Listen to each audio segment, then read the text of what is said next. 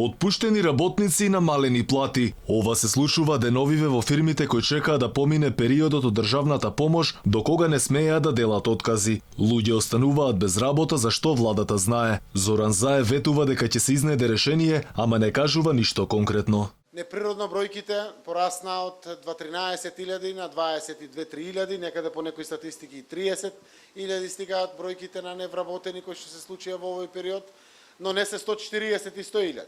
За нас е важно секое работно место. Првата порака е треба да знаат деловните луѓе дека државата продолжува да помогне. Сакаме да им се најдеме, но не може да очекуваат директна помош и поддршка ако не водат грижа за својот највреден капитал, а тоа се работниците.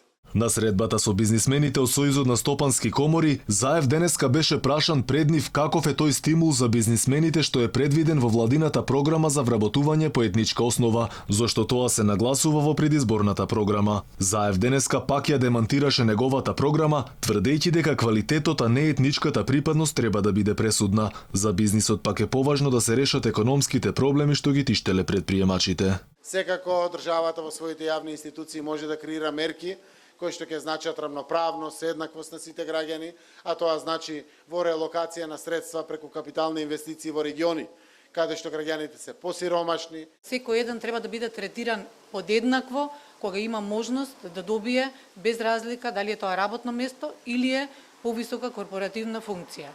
Истото би се однесувало и во делот на вработување, каде што ќе ставате било каков друг критериум кој што ќе ги дискриминира сите останати. Бизнисмените алармираат дека следните пакет мерки мора да се договора со стопанските комори и синдикатите, за да може да има општествена оправданост за нивно носење. Инаку барем засега нема проценка колку луѓе може да останат без работа како последица поради економската криза предизвикана од пандемијата со COVID-19.